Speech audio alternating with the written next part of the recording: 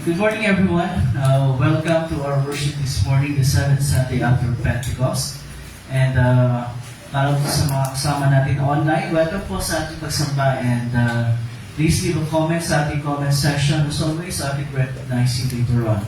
For our worship this morning, our opening song will be on number 7 sa ating worship booklet. And we'll be singing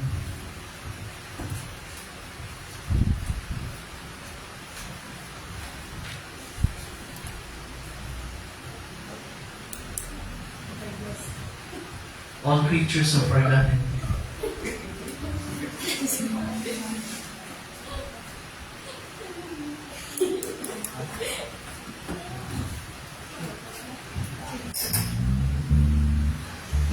Okay, let's sing this song. All Creatures Are Forgotten.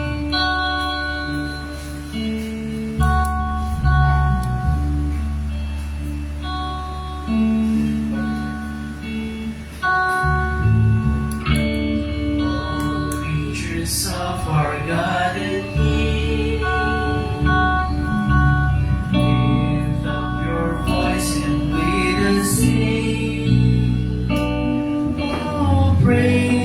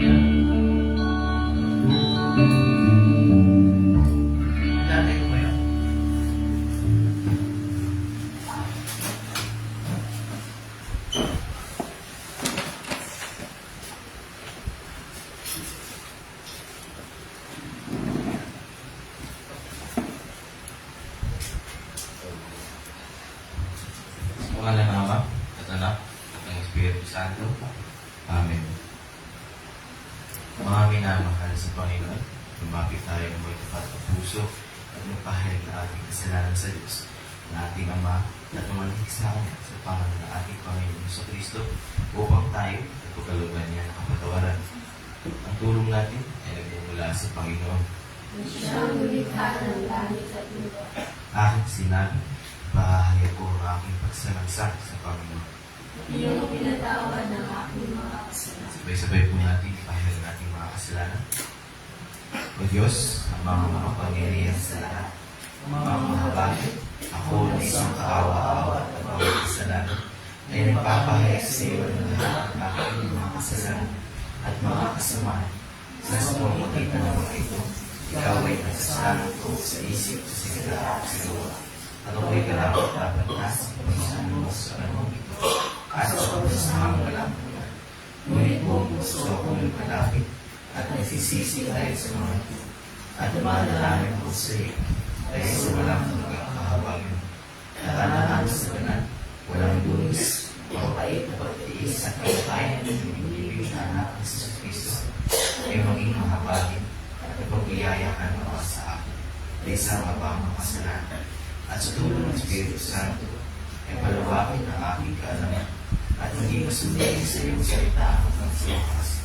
At sa iyong habag at biyaya ay magkaroon akong buhay walang hanggan sa pamamagitan ng Jesu Cristo na aking Panginoon. Amen. Ang Diyos, ang ating Ama sa langit, ay tunay ng makapagid sa atin.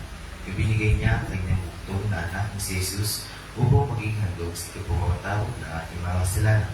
Kaya't bilang tinawag na lingkod ni Kristo at sa pamamagitan ng kanyang utos, ay pinatatawad ko sa inyo ang lahat ng inyong mga kasalanan.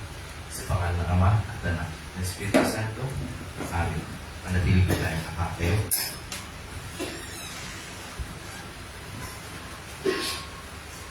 Salita mo ng isang tanglaw na sa akot na ipagnumbay. Sa landas kong daraanan, liwanag na tumatanglaw. Ikaw lamang, O Yahweh, ang lahat sa aking buhay. Kaya ako'y nangangakong susundin ng kautusan. Taimtim sa aking puso na ako ay humihiling. Sangayon sa pangako mo ay makapagka sa akin. Tinanong ko ang aking sarili kung ano ang nararapat. Ang tukunin sa katunumay, sundin ko ang iyong batas. Kaya ako'y nagumali upang hindi na mabalang sa hangad kong masulong. Nagbigay mo ang kautusan. Ang dakilang pag-ibig mo'y laganap sa daigdigan.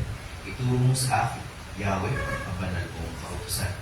Sabay-sabay po natin katahin ang luwalhati sama.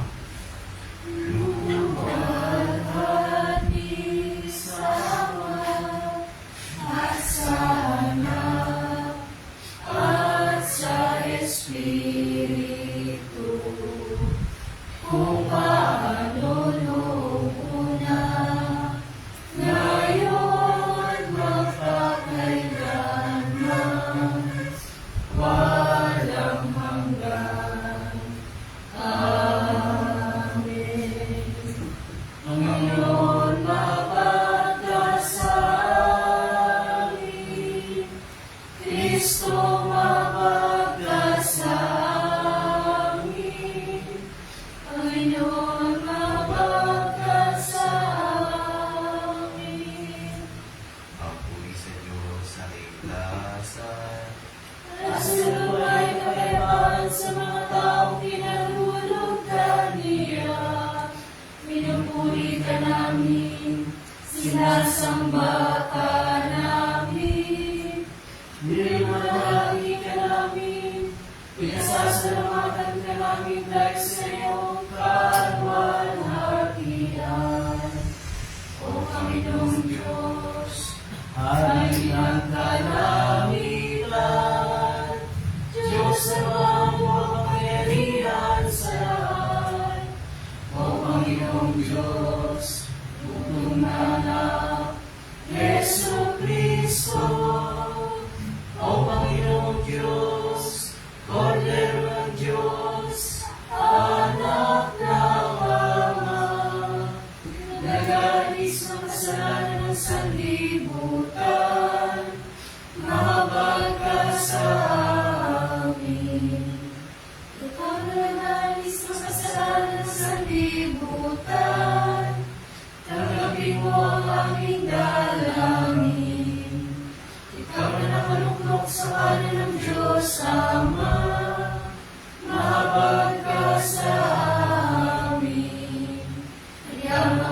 lamang ang banal, ikaw lamang ang Panginoon. Ikaw lamang, O Kristo, at ang Espiritu Santo, ang pinakadakilan sa kalagyan ng Diyos Ama. Amen. Ang Panginoon ay sumaiyo.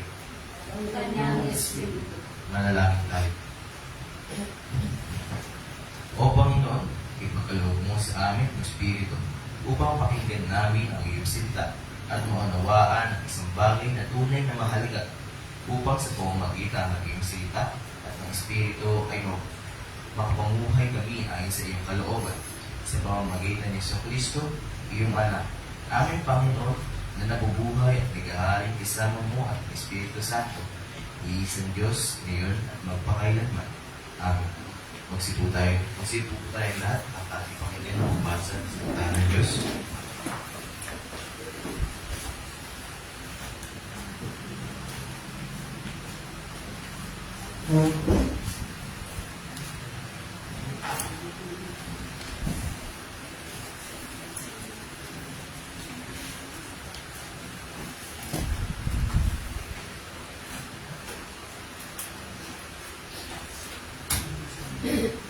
Ang unang pagbasa para sa linggo ito ay buhat sa aklat ng Genesis, chapter 18, verse 1 to 10.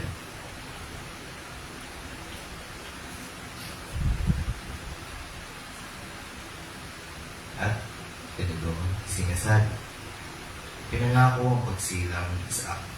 Nagpakita si Yahweh kay Abraham sa may tabi ng mga sagradong puno ni Mamre. Do'y kainitan ng araw at nakaupo siya sa pintuan ng kanyang tolda. Walang ano-ano'y may nakita siya tatlong lalaking nakatayo sa di kalayuan. Patakbo niya sinalubong ang mga ito at sa kanila'y bumuko ng halos sayad sa lupa ang mukha. At sinabi, mga Ginoo, kung inyong mamarapatin, tumuli po muna kayo sa amin. Magpahinga muna kayo rito sa ilalim ng puno at kukuha kayo ng tubig na paghugas sa inyong mga paa. Ipaghahanda ko na rin kayo ng makakain para lumakas kayo bago kayo maglakbay. Ikinagagala ko kayong paglikuran habang naririto kayo sa amin. Sila'y tumugon, salamat, ikaw ang masusunod. Dali-dali pumasok sa tolda si Abraham at sinabi kay Sarah, dali, kumuha ka ng 3 takal na magandang harina at gumawa ka ng tinapay. Pumili naman si Abraham ng isang matabang guya mula sa kawat at ipinaluto kagad sa isang alipin. Kumuha rin siya ng keso at gatas kasama ang nilutong karne at inihain sa mga panauhin. Hindi siya lumalayo sa tabi ng mga ito habang kumakain ng mga ito. Tinanong nila si Abraham, nasaan ang asawang si Sarah? Naroon po sa tolda, sagot naman niya. Sinabi ng isa sa mga panauhin, babalik ako sa 1 taon sa ganito ring panahon at pagbalik ko'y may anak na siya. Noon ay nasalukuyan nakikinig si Sarah sa may pintuan ng tolda sa likuran ng mga panauhin. Ang mag-asawang Abraham at Sarah ay parehong matanda na at hindi na diniratnan si Sarah. Lihim nagtawa si Sarah at nagwika sa sarili. Ngayon, ako'y matanda na, pati ang aking asawa.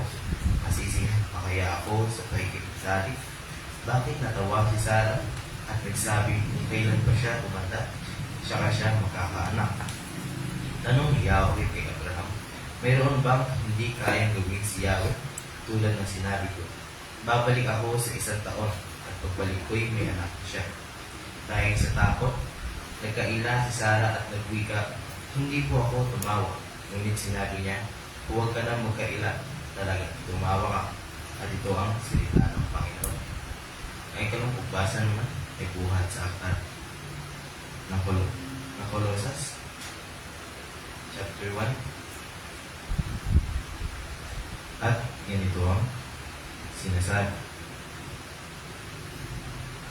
Dati, Kayo'y malayo sa Diyos at naging kaaway niya dahil sa inyong paggawa at pag-iisip na masama. Ngunit naging tao ang anak ng Diyos at sa pamamagitan ng kanyang pagkamatay ay pinagkasundo kayo sa Diyos. Nang sa gayon ay may harap na kayong banal, walang kapintasan at walang dungis. Subalit kailangan ninyong manatiling tapat at matatag sa inyong pananampalataya at huwag pabayaang mawala ang pag-asang dulot ng magandang balita na inyong narinig. Niloob ng Diyos na akong si Pablo ay maging lingkod para sa magandang balita ito na ipinangaral sa lahat ng tao sa buong daigdig. Nagaganap ako sa aking paghihirap alang-alang sa inyo, sapagkat sa pamamagitan nito'y ipagpapatuloy ko ang paghihirap na kailangan pang gawin ni Kristo para sa iglesia na kanyang katawan. Ako'y naging lingkod nito na pitiin ako ng Diyos upang ipahayag sa inyo ang kanyang salita. Ang huwagan sa mahabang panahon ay dilihim sa maraming salita, ngunit ngayon inihayag ko sa kanya ang mga hinirap. Niloob ng Diyos na ihag sa kanila kung gaano kadakila ang kamanghang-manghang huwagan ito para sa mga hintil na walang iba kundi si Kristo na nasa inyo. Siya ang pag-asa na tayo makakabahagi sa kalwalhatian ng Diyos. Iyan ang dahilan kung bakit pinapangaral namin ng Kristo ang lahat ng aming binabalaan at tinuturuan na may buong kaalaman upang maiharap namin sa Diyos ang bawat isa ng may ganap at walang kapintasan dahil sa kanilang pakikipag-isa kay Kristo. Ito ang aking pinagsisikapang patupad sa pamamagitan ng kalakasang loob sa aking Kristo. At ito ang salita ng Panginoon. Mag-stay po tayo lahat para sa pagbasan ng mabuting balita. Buhat sa aklat ng Lucas.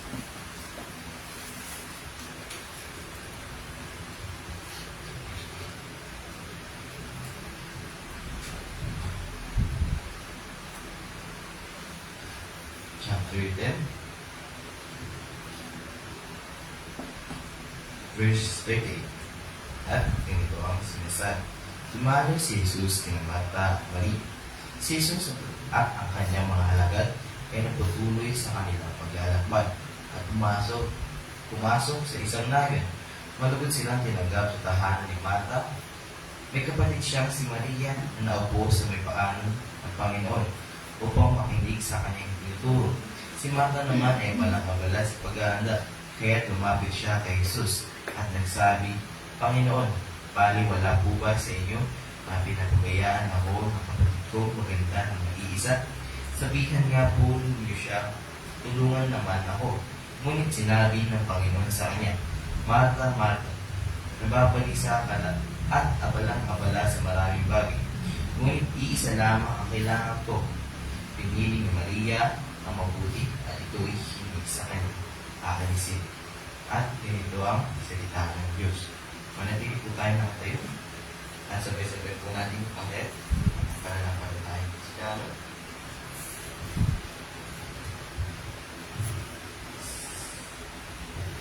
Sa page 8, sabay-sabay po tayo. Sumasampalataya ako sa isang Diyos sa mga makapangyarihan sa lahat na may likha ng langit at lupa at ng lahat ng bagay na nakikita at hindi nakikita at sa isang Panginoong Kristo, bugtong na anak ng Diyos na mula sa mga una sa lahat ng panahon. Diyos buhat sa Diyos, liwanag buhat sa liwanag, tunay na Diyos buhat sa tunay na Diyos, ipinanganak at hindi nilikha, kaisang sangkap naman. Sa pamamagitan niya ay nilikha ng lahat ng bagay. Dahil sa ating mga tao at sa ating kaligtasan ay bumaba mula sa langit at nagkatawang tao sa pamamagitan ng Espiritu Santo kay Birheng Maria at naging tao. Nagpakasakit tayo sa atin sa panahon ni Poncio Pilato. Ipinako sa krus na matay ng libig. Na ikatlong araw na buhay ng muli sa aking sangsulatan. Umakyat sa langit at nakaluklok sa kanan ng Ama. At siya ay babalik ng muli na may kalagtian upang kumpaan ng mga buhay at mga patay. At ang harian niya ay walang hanggan. At sumasampalataya ako sa Espiritu Santo, ang Panginoon at tagapagbigay buhay, na nagmumula sa Ama at sa Anak, na sinasamba at niluluwalhati kasama ng mga anak. nagsalita sa pamamagitan ng mga propeta. At sumasampalataya ako sa isang banal, Kristiyan at Apostolikong Iglesia. Naniniwala ako sa isang binyag, sa pagpapatawad ng mga kasalanan, at umaasa ako sa pagkabuhay ng muli ng mga patay, at sa buhay ng panahon darating. Amen. Magsipon na po tayo lahat. And we will sing our sermon hymn, Waymaker.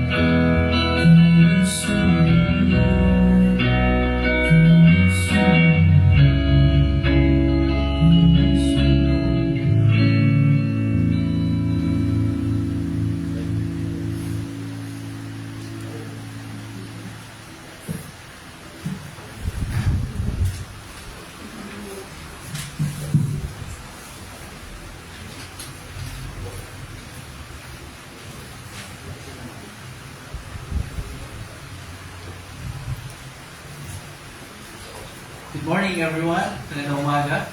And, well, wala tayong mga kids ngayon. Understandable yun. Kasi kahapon pa, sumahin pa ng kanina umaga nga. So, parang umaaraw, pero na lang yan. Hindi totoo. Mamaya deposit siya mga yan. So, that's fine. We'll just go ahead and sama-sama tayo ngayon dito sa ating worship hall para sa pagdinig ng mensahe ng Panginoon. At sabayin ng lahat ang masagalang kagandahan, loob at kapayapaan mula sa Diyos na ating Ama sa pamamagitan ni Kristo Jesus na ating Panginoon. Amen. You may not be aware of it, pero sa ating pagsamba, specifically dito sa ating pamamaraan ng pagsamba that we call, in technical terms, liturgy, meron diyang dalawang pangunahing bahagi. In fact, hindi pangunahin kasi dalawang bahagi lang talaga siya na mayroon sa ating order of worship. Yung isang bahagi is what we call the sacrificial parts. Sacrificial. Actually, simulat to. Sacrificial. Sacrificial. Okay? So, yung isang bahagi ng ating pagsamba are what we call the sacrificial parts. And then, yung isang bahagi is what we call the sacramental parts. Masa mo. Okay. So, ano ba yan? Okay, and how do we know kung saan yung sacrificial, saan yung sacramental? Every time na yung leader, pastor, or whoever is leading the worship, faces the altar, which is a symbol of God's presence, yun yung tinatawag natin sacrificial parts worship. Every time that the leader turns from the altar and faces you, the people, that's what we call the sacramental parts of worship. Okay? And ano ba yung dalawang yun again? Yun lang yung cue natin at least lang na ngayon. Bakit nagtaturn yung leader, isa nakaharap sa altar, isa nakaharap sa tao? Well, yun ang ibig sabihin nun. When he faces the altar, he's doing the part of the liturgy that we call sacrificial. And when he faces the people, he's doing the part of the liturgy that we call sacramental. So ano ba yun? An example, ngayon, I am facing you. So what I am doing is a sacramental part of worship. When we confess our sins, the leader also faces the altar, and that's what we call a sacrificial part of our worship. Ano yun? Well, during those sacrificial parts of our worship, yun yung tinatawag natin from us to God na actions. From us to God. For example, when we sing our worship songs, ano yun? Is that sacrificial or sacramental? That is sacrificial. It's from us to God. Di ba? Tayo yung kumakanta eh. We offer our songs to God. Pero pag ganito ang sermon, pag nag-distribute tayo ng communion, ano yan? Sacramental, it's from God to us. Kasi God feeds us the sermon with His Word, and sa communion, God feeds us with His true body and blood under the form of bread and wine. So ngayon, alam niyo na kung bakit may mga ganong parts, bakit tumatalikod, bakit tumaharap minsan. And parehong mahalaga. Okay? Parehong mahalaga yung mga bahagi ngayon sa ating pagsamba. It's what we call balance. Okay? Yung mga bahagi na we do for God, yung mga bahagi na God does for us. So pareho siyang mahalaga, pareho siyang importante. However, yung isa is dependent on the other. Yung isa is the result or the effect of the other. Ano yun? Yung sacrificial parts, yun ang dependent doon sa sacramental. Yung sacrificial parts, yun ay effect ng sacramental. Ano ibig sabihin ko? When we offer our songs to God sa ating mga worship songs, it's us doing the action, diba?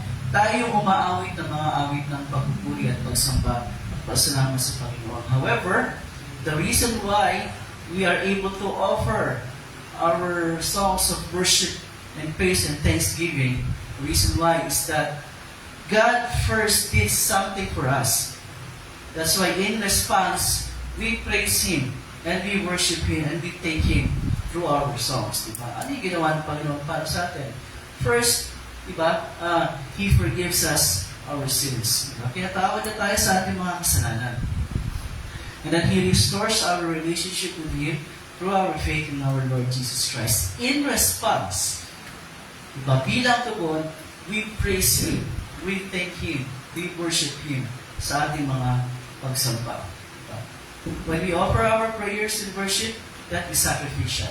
Pero, the reason why we are able to offer our prayers in worship is because, unang-una sa lahat, He made us His own dear children through our faith in our Lord Jesus Christ. Kaya we address God as our Father whenever we pray.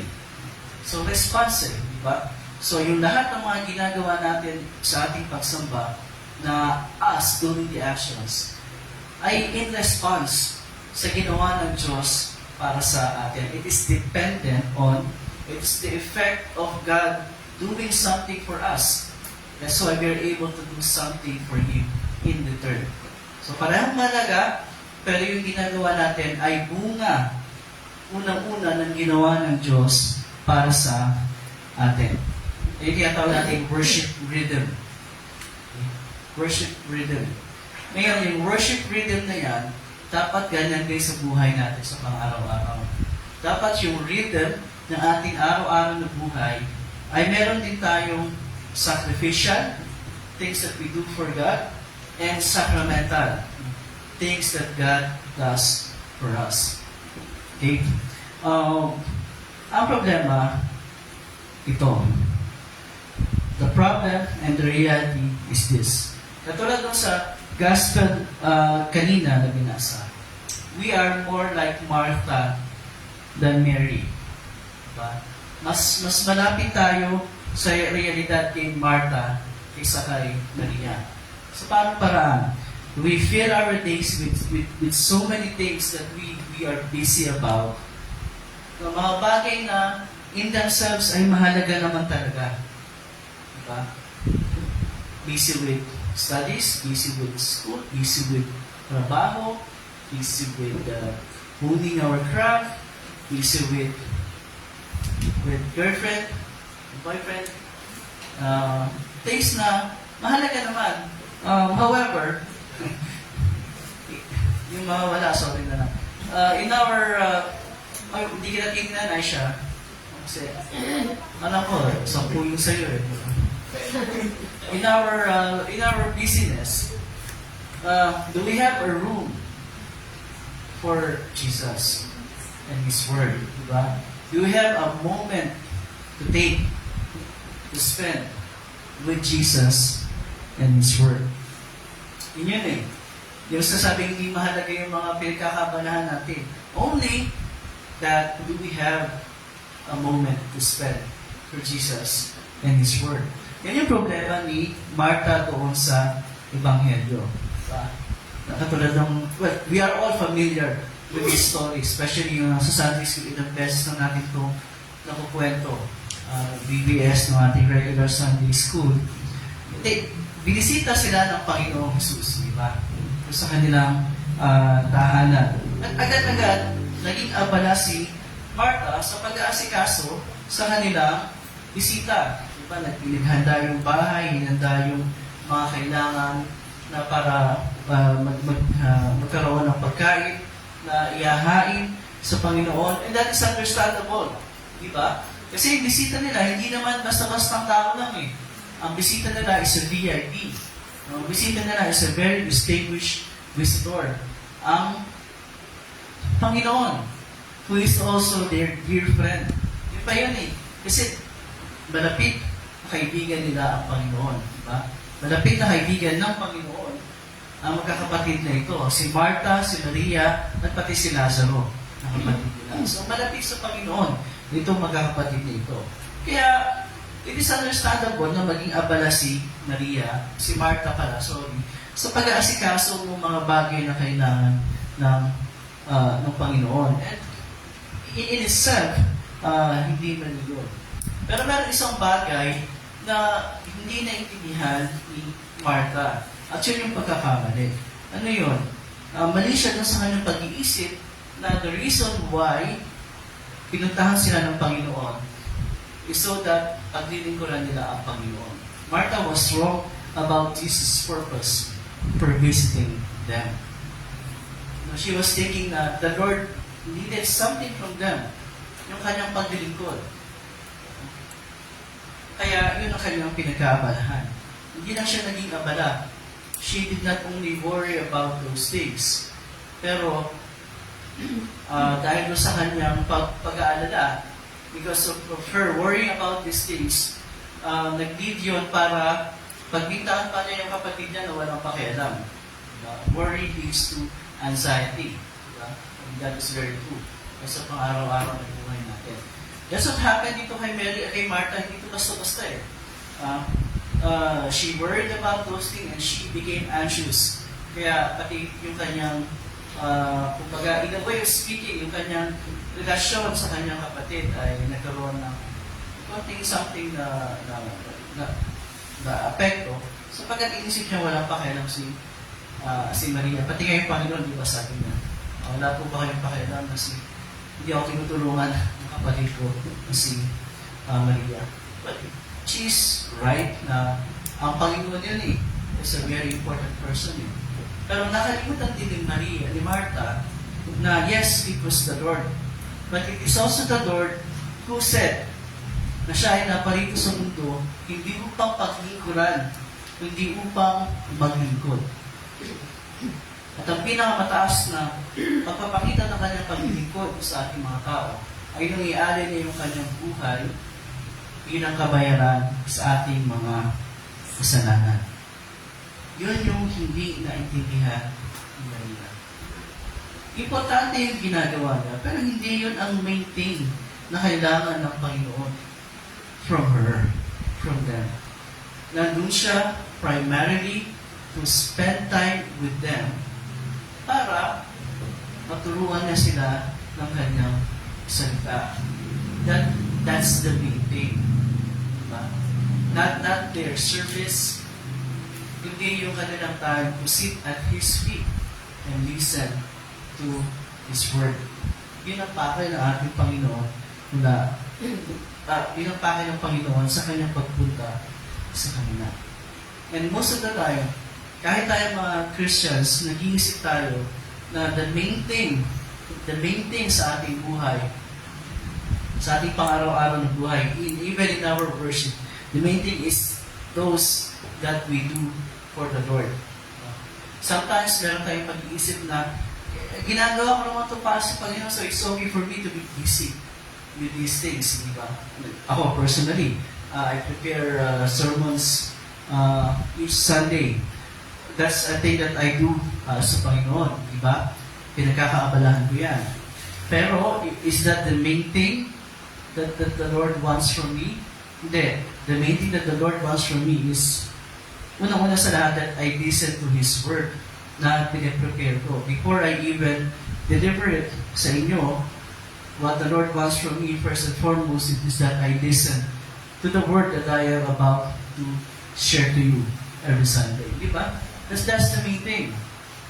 Okay na maging abala, but I will miss the point kung ako mismo ay, nami-miss ko yung point ng paghahanda. It's not just paghahanda para may bahagi sa mga tao, paghahanda para unang sa lahat, ako muna yung makarinig doon sa mensahe na nais ng Panginoon na ibahagi ko every Sunday or every time that we are gathering for whatever church activity. Diba?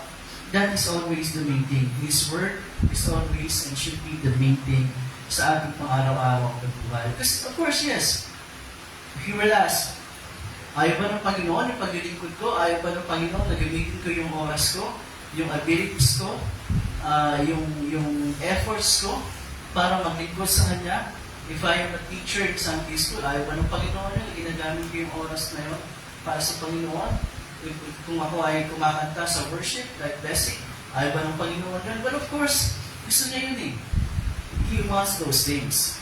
Gusto niya na gamitin natin yung ating buong buhay and everything that we have para sa Kanya, to serve Him, to worship Him, to praise Him, to thank Him. However, question, how can we, diba? Unang-una sa lahat, how can we be sure na lahat ng ginagawa natin sa Kanya are acceptable to Him? How can we be sure na yung ating iniisip na paglilingkod sa Kanya ay katanggap-tanggap sa Kanya? How? How can we be sure? Well, kung batay sa ating kalagayan bilang mga makasalanan, our works, our service will always be tainted with sin, di ba? Kasi hindi naman perfect yung mga gawa natin. Kung doon ang titingnan ng Panginoon, then wala sa gagawin natin ang mga magiging acceptable sa Kanya. Nothing that we do, even those things that we think we are doing to serve Him, will be acceptable to Him. Dahil doon sa pahit ng kasalanan. Di ba? So kung yun lang ang titingnan natin, well, wala, hindi yan. No, hindi yan katanggap-tanggap sa Panginoon. But, kung nakikinig tayo sa Kanyang salita, then naiintindihan natin that our works, our service becomes acceptable to Him. Kasi unang-una sa lahat, pinatawad niya ang lahat ng ating mga kasalanan. Diba? Nilinis siya tayo sa lahat ng ating mga kasalanan. Binigyan niya tayo ng karapatan para ang ating relasyon sa Kanya ay maging relasyon ng isang anak at ng isang magulang. Father. Diba? Binigyan tayo ng bagong katauhan. We are a new creation as far as God is concerned because of Christ. Kaya lahat ng ginagawa natin sa Panginoon becomes acceptable because of that. Kasi nilinis ng Panginoon yung lahat ng ating karumihan, pati yung mga mantsa ng kasalanan nandoon sa ating mga ginagawa. Hindi na yung titignan ng Panginoon. Kasi unang-una sa lahat, nilinis na tayo ng lahat sa lahat ng ating mga karumihan. Diba? So, kita natin, yes, gamitin natin yung ating panahon, yung ating kakayahan sa pag-inigos sa Panginoon. Pero, only by listening to His Word na maintindihan natin na kahit pala yung mga ginagawa natin para sa Kanya, is not something that we can brag about. Ginagawa ko naman ito para sa iyo, di ba? Kasi ginagawa natin yun, unang-una, in response sa Kanyang kabutihan, sa Kanyang mercy sa atin. Everything that we do for the Lord is our response to God's graciousness, to His goodness, to His love sa atin, na Kanyang pinakita na ibigay ng Panginoon ang Kanyang buhay doon sa krus para sa atin. And maintindihan din natin na only when the Holy Spirit opens our hearts and minds para makita natin na yung ginagawa natin ay in response sa kanyang kabutihan. Na magiging makabuluhan talaga yung lahat ng ginagawa natin para sa Panginoon. Kasi kung wala yung perspective na yun, then we will think na meron tayong, kung ba parang nag-iikot tayo ng points sa lahat ng ginagawa natin sa Panginoon. Diba? Kung wala yung perspective na bibigay sa atin ng salita ng Diyos, na wala yung hindi yung points na inikot natin, yun ay response natin, pagpapasalamat natin sa Kanya. Even sa ating pang-araw-araw na buhay, gusto ng Panginoon na maging mabuti tayo sa lahat ng ating ginagawa. Diba? Maging mabuti tayo ng mga estudyante, maging mabuti anak, maging mabuti manggagawa, and so forth and so on. Pero how can we? Paano tayo magiging mabuti sa lahat ng ating ginagawa? Ay, hindi natin kaya maging mabuti perfectly. Pero the Holy Spirit leads us and guides us para maintindihan natin kung ano ang nais ng Panginoon na gawin natin sa ating araw-araw na buhay, and empowers us para magawa natin yung mga bagay na yun na nais ng Panginoon na gawin natin. Only when God's Word finds a way into our hearts sa pamagitan ng ating pakikinig at pagbabasa at pag-meditate sa Kanyang salita. Diba? Yeah, always the question would be, yes, we are busy with things in our lives. Do we have a room for Jesus? Do we have a moment to spend with Jesus? Just think about, diba? Something to think about para sa atin. Okay lang yan, maging iba na tayo. Pero pag inis kasi natin yung salita ng Diyos, sa equation, ano nangyayari? Everything that we do becomes a burden. Diba?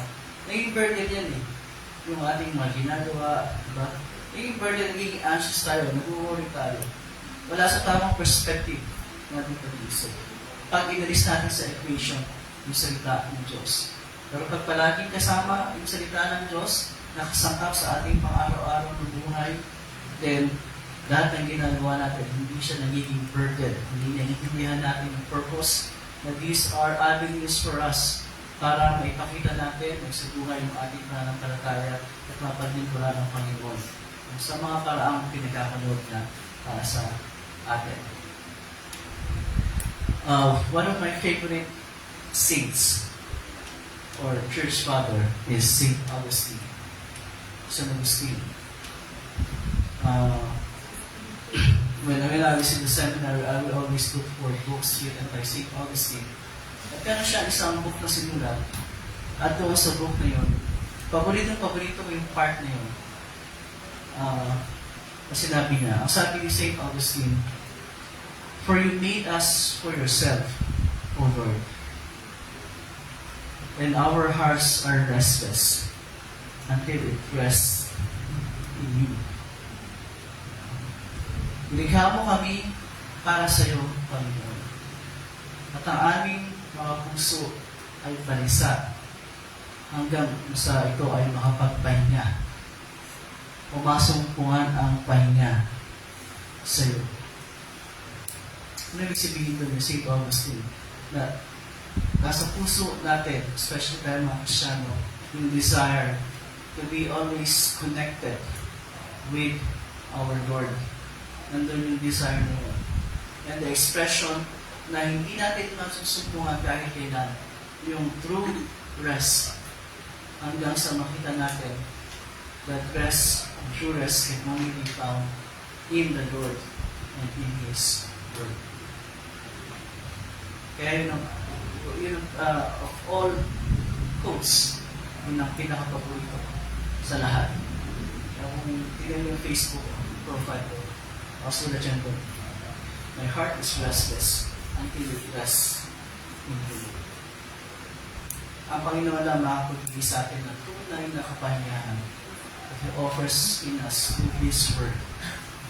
Kaya alam nyo, yung sa mga matatandang mga mananampalataya dito lang, they do not call our worship as worship.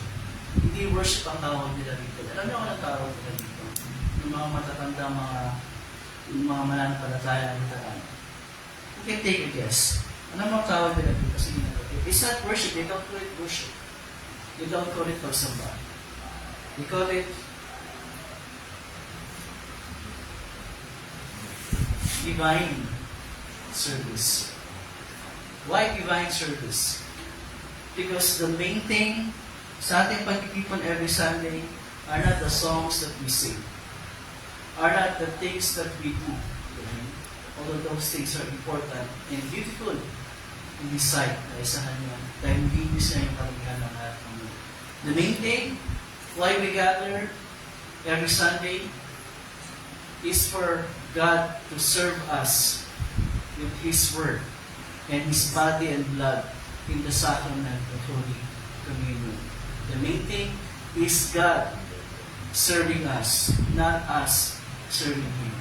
That's why ang tawag nila rito, divine service. Paglilingkod ng Diyos sa atin. Pinaglilingkuran tayo ng Diyos every Sunday by offering us His Word and His true body and blood in the sacrament of Holy Communion. The things that we do, that we call sacrificial parts, are responses to what God has done and continue to do for us. The main thing naman ng ginagawa ng Panginoon para sa atin ay hindi naman nagbabago eh. That He forgives us, that He restores our relationship with Him, that He guides us sa ating pang-araw-araw ng buhay, that He gives us the assurance that no matter what happens, sa dulo ng lahat-lahat, doon tayo sa Kanyang kaharian maninirahan. Kasi yun ang Kanyang inihanda at yun ang Kanyang kalooban para sa atin. Sana yun ang matanim sa isip natin. So that kung tayo man ay nakaharamdam ng burden, ng pagkasawa, or ng mga pakiramdam natin, every Sunday we are gathering to worship. Mali-refresh yung ating perspective when we think that, teka, unang sa lahat, when we gather for worship, it is really God. Ang Diyos talaga ang sentro. Ang Diyos talaga ang main character. Ang Diyos talaga ang main thing.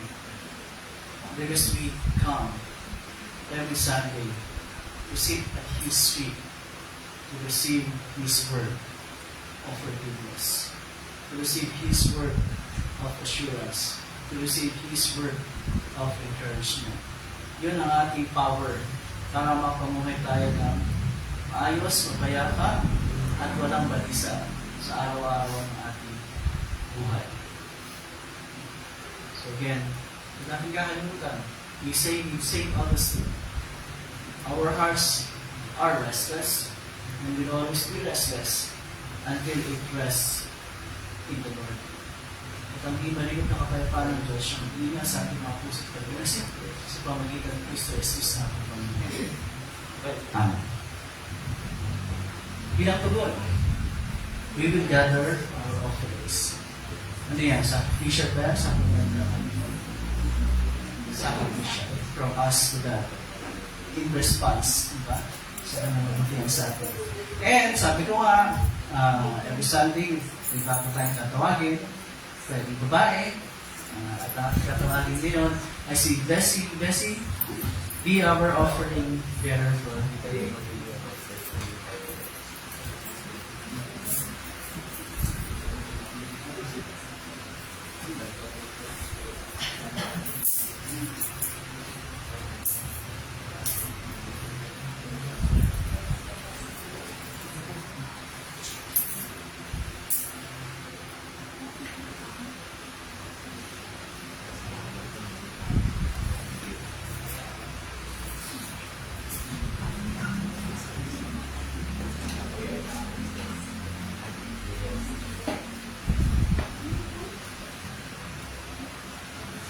Okay, now, dadako tayo sa ating panalangin, pakalahatan.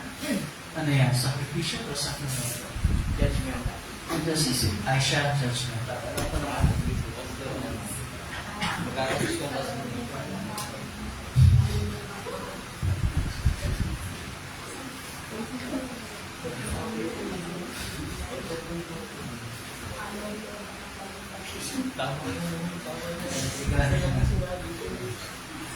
Aisha, pinapalala ko lang sa iyo, fifth commandment, ikaw papatay. Labas kami pa ako pumapasok. Oo, pero hindi pa. Okay, hindi pa. Ibig sabihin, pwedeng mangyari kasi may hindi pa eh. Pero sinasabi din ko, pagka sobrahan ng pagkuha sa isang tao, sa favorite sa pagpatay. Kung ramdam na ramdam ko yung buwan mo kay Sanders. Okay, so any prayer requests? Of course, sa birthday ni Jen sa anong araw yun? Sabado? Sabado ba? So on Saturday ay 19th birthday ni Jen. On Saturday. So wala kang gagawin sa Sabado. Siya meron. Wala rin siya gagawin. Okay, anything else? Bukas, babalik na sa school si Liza at si mga sila pa mga school members. Pray for them. Meron pa? Anything else? Of course, we pray na sana sa Sunday talagang maganda rin panahon sa makabalik na yung mga kasama, yung mga kids. Anything else? Meron pa? Sana mawala na yung puot sa puso ni Aisha. May makakawala. Ano? Yung mawala, oh. Okay. So, wala na. Then we go to the Lord in prayer. Just remain seated. At pagkatapos ito, tayo tatapos sa maghahanda sa habat ng Panginoon. Okay. Nalangin tayo. Makapangyarihan at napakamahabaging Diyos, Ama ng aming Panginoong Kristo, pinasasalamatan ka namin sa lahat ng iyong kagandahang loob at mga kawaan lalong-lalo na sa pagkakaloob mo sa amin ng iyong pinakamamahal na anak at sa kapahayagan ng iyong kalooban at biyaya. Isinasamo namin at mo sa amin ng iyong salita upang ito'y aming maingatan ng may mabubuti at matatapat na puso at magbunga sa pamamagitan ng matyagang pagtupad. Matayin din namin isinasamo na iyong pagharian pamahalaan ang iyong iglesia naganap kasama ang mga pastor at lahat ng mga manggagawa nito upang aming maingat ang kadaysayan ng salita ng kaligtasan. At sa pamamagitan niyon ay magtumibay ang aming pananampalataya sa iyo. Maragdagan ang aming pag-ibig sa lahat ng aming kapwa at tumundad ang iyong kaharian. Magsuko ka ng mga manggagawa sa iyong anihan at lingapin mo ang iyong mga isinugo upang ang iyong salita ng pakikipagkasundo ay may pahayag sa lahat ng tao at ang Ebanghelyo ay may pangaral sa lahat ng dako ng daigdig. Ipagalaw mo rin ang kalusugan at kaunlaran sa lahat ng nasa katungkulan, lalong-lalo sa Pangulo ng aming bansa sa lahat ng lingkod ng pamahalaan. Ipagalaw mo sa kanilang biyaya mga pamahala ayon sa iyong kaluguran sa pagmamagili ng katwiran at sa pagsupos ng mga masasama. Mas kayo makapamuhay kami ng payapa at iwasay sa kabanan at katapatan sa lahat ng bagay. Alamin mo, Panginoon, ng iyong Espiritu Santo ang lahat ng nasa pumuligati, pangangailangan, kahirapan sa pagsisilang, masabihin ng kamatayan o sa iyong mga kapahamakan. Lalong-lalo na ang mga nagdurusa dahil sa iyong pangalan at sa iyong katotohanan. Naway tanggapin nila at kinalanin ang kanilang kapigatian bilang kapayagan ng iyong makaamang kalooban. At lahat kami nararapat kang tumanggap ng iyong puot at maraming kapausahan. Gayun pa man, pinamalik namin sa iyo, o napakamahabaging Ama. Huwag mong limunin ang kasalanan ng aming kapuspusan, iyang aming maraming pagsuway. Kundi alang-alang sa iyong walang hanggang kabutihan, biyaya, at walang pagpapagong pag-ibig. Ipagsagalaw mo kami sa lahat ng kapinsalan at panganiban ng katawan at kaluluwa. Ingatan mo kami sa hulaan at nakasisirang doktrina, sa digmaan at pagdanak ng dugo, sa salot, sa kapahamakan sa apoy at tubig, sa malalakas na hangin bagyo, sa kapulangan ng ari at gutom, sa panlulumo ng puso at kawalang pag-asa sa iyong kahabagan, at sa kasumpa-sumpang kamatayan. At sa lahat ng sandali ng pangangailangan, ipakilala mo ikaw ang aming laging saklolo at tagapagligtas ng lahat ng tao, lalong-lalo sa aming mga sumasampalataya. Ipagkaloob mo na ang lahat ng kapag-ipakinabang ng bunga sa liputan ay lumago at aming mapakinabangan sa pagtang panahon. Ipagkaloob mo ang pagkitagumpay sa Kristyanong paghubog sa mga kabataan, sa lahat ng gawain na ayon sa batas, sa lupa at sa dagat sa ipatuwid, at sa lahat ng malilinis sa sining, at kapag-ipakinabang na karunungan, at putungan mo ang mga iyon ng iyong pagpapala. Tagapin mo, O Diyos, ang aming mga katawan at kaluluwa, at lahat ng aming mga talino, kalakibang mga handog na aming iniaalis sa iyong harapan, sapat kami iyong binili upang maging iyo, at mamuhay para sa iyo. Kasama po sa aming pagpapasalamat, ang lahat po ng magdiriwan na kailang karawan, katulad po ni Jen sa Sabado, maraming salamat po sa inyong pagpapala sa kanya. At namin Panginoon, na ipagkaloob mo sa kanya ang lahat ng kanyang mga pangailangan at lahat ng kanyang mga hinihiling ayon po sa inyong kalooban at ayon po sa inyong pamamaraan. Kasama rin po sa aming panalangin na nawa ang aming po mga kapatid sa panampalataya, ang mga Sunday School kids na hindi po namin nakasama ngayon dahil sa masamang panahon, ay hindi po namin makasama sa mga darating na pagkakataon. Ang lahat ito at iba pang mga bagay na nasa aming hinihiling, hindi namin nasambit, ay aming hindi siya pinagpapasalamat. Alang-alang sa kapait pag-iusap, kamatayan ni Yesu Cristo, na ibugtong na anak, aming Panginoon at tagapagligtas, na nabubuhay at tagahari kasama po ng Espiritu Santo, yung isang Diyos, magpakailanman. Amen.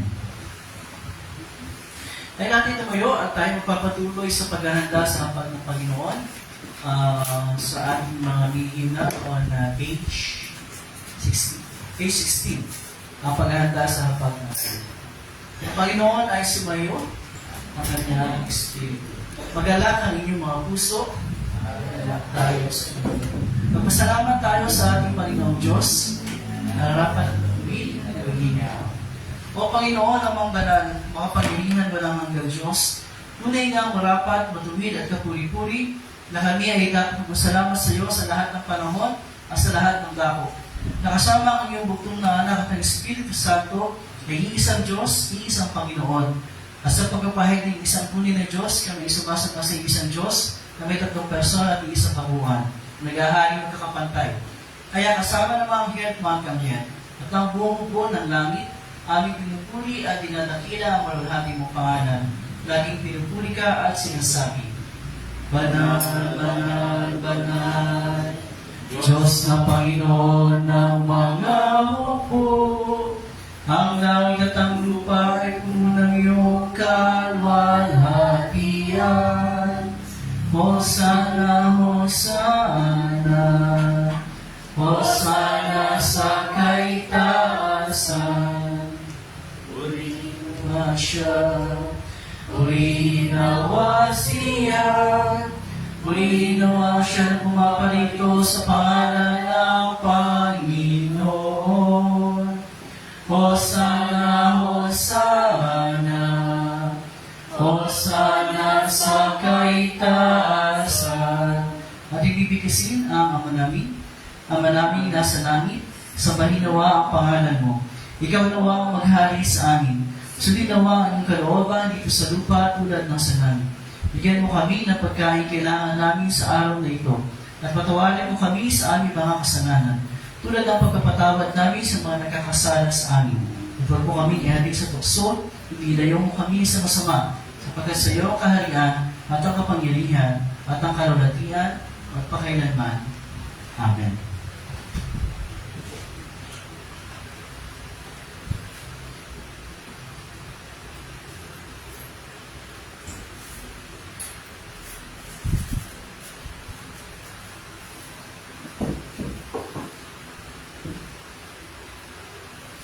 Ang ating Panginoong sa Kristo na hindi siya pagkalulo ay dumangkong ng tinapay. Patapos, magpasalamat sa Diyos. Kaya pinagpira-piraso at binigay sa mga dagat na sinasabi, "Kunin niyo ito at kanin. Ito ang aking katawan, na ibibigay para sa inyo. Ngayon ito bilang pagkalaan sa akin."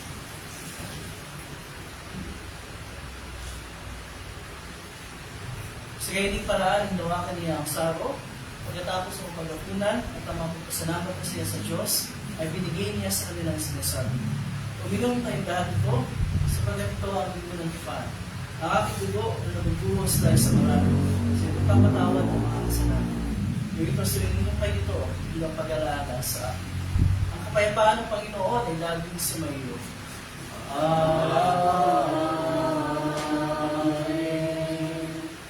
O Kristo, ikaw ang Kordero ng Diyos, na nag-aalis ng kasalanan ng sanlibutan. Mahabag ka sa amin. O Kristo, ikaw ang Kordero ng Diyos, na nag-aalis ng kasalanan ng sanlibutan. Mahabag ka sa amin. O Kristo, ikaw ang Kordero ng Diyos, na nag-aalis ng kasalanan ng sanlibutan. Ipagkaloob mo kami ng iyong kapayapaan.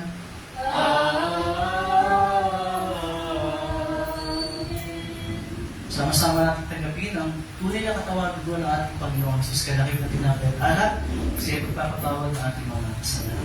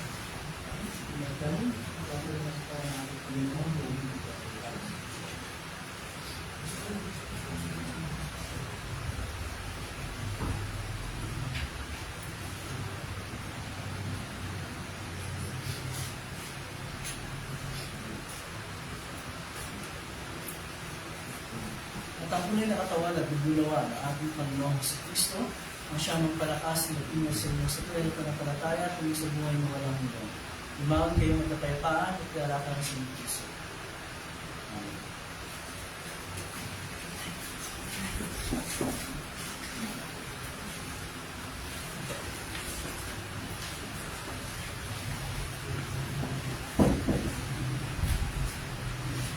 Amen.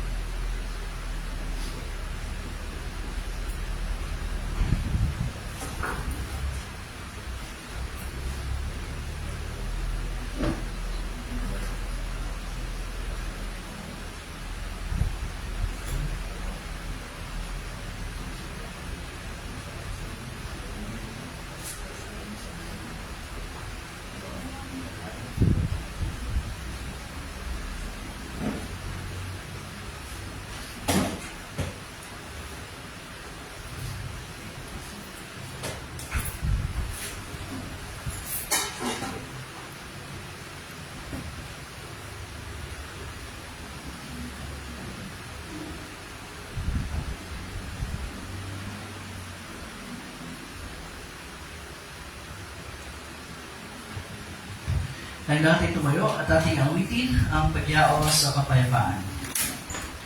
Panginoon, ay hayaan mo na ang iyong lingkod ay umanaw sa kapayapaan ayon sa iyong pangako. Sapagkat nakita ng aking mata ang iyong pagliligtas. Inihanda mo para sa lahat ng mga bansa. Liwanag ito'ng tatanglaw sa mga rentin at magbibigay karangalan sa iyong bayang Israel. Luwan at isama at sana at sa Espiritu. Kung paano nung una, ngayon magpapailanman, walang hanggan. Amen. O pasalamatan natin ang Panginoong Diyos sapagkat siya ay mabuti. At ang kanyang pag-ibig ay walang hanggan at mananatili. Pinasasalamatan ka namin, Diyos na mapangyarihan sa lahat, sapagkat pinaginhawa mo kami sa pamagitan ng sakramento nito. At dinadalangin namin sa pamagitan ng kaloob nito, ay palakasin mo ang aming pananampalataya sa iyo, at palayasin mo ang aming pag-ibig sa isa't isa. Alang-alang kay Jesucristo ang aming Panginoon, na nabubuhay, tagahay, kasama mo at ng Espiritu Santo, iisang Diyos magpakailanman. Amen.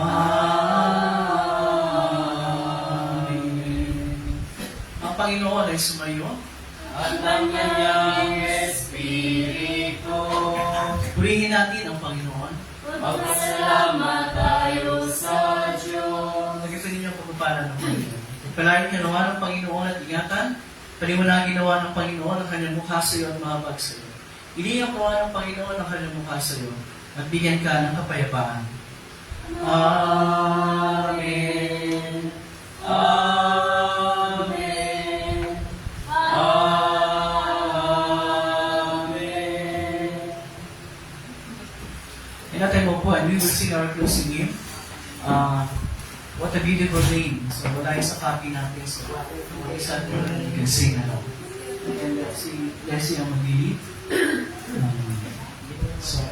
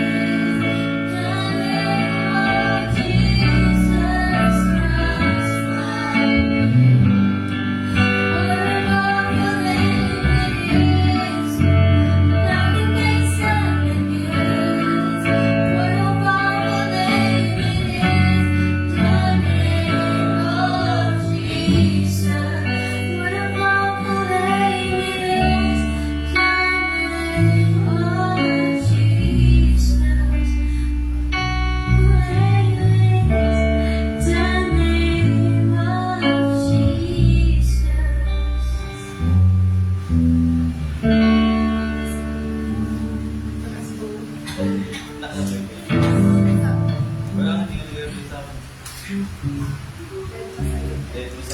thank you. Good morning everyone. And welcome sa ating naging pagsama ngayong umaga ito. We would like to, of course, thank our two-man band, Human Book, sa pagtutog, and of course, Blessing for leading us sa ating song. And of course, Cyrus for doing the first part of the liturgy and the readings as well. So, we'd like to welcome yung mga kasama natin online sa ating Facebook live stream. Si Mama po, Yon Jo, si Kathleen, Kathleen, Ate Crystal, and Crystal. Yiv, Luke, and John Kurt. Gilong and Sean Kurt. Oo, wow. Kompleto pala dun sa live stream. Kompleto yung tatlo. Okay, so welcome po sa inyo lahat and thank you for joining us in our worship. Announcement, syempre, kahit na konti lang tayo ngayon, tuloy-tuloy pa rin ang ating mga gawain after worship. So we have our Sunday School team meeting and our catechism class, ang dalawa. And today, pag-aaral namin is the 5th commandment, magkapamatay. So, parang kailangan ko sumama na lang siya. Okay, so, yung ating birthday celebrator is sa Sabado. I'd like to, with January, kantahan natin.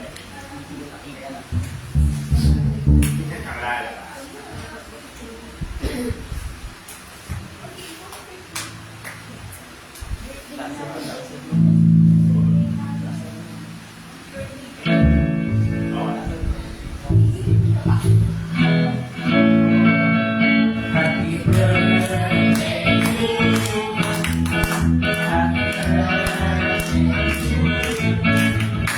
Happy birthday, happy birthday, happy birthday to you. Happy birthday to you.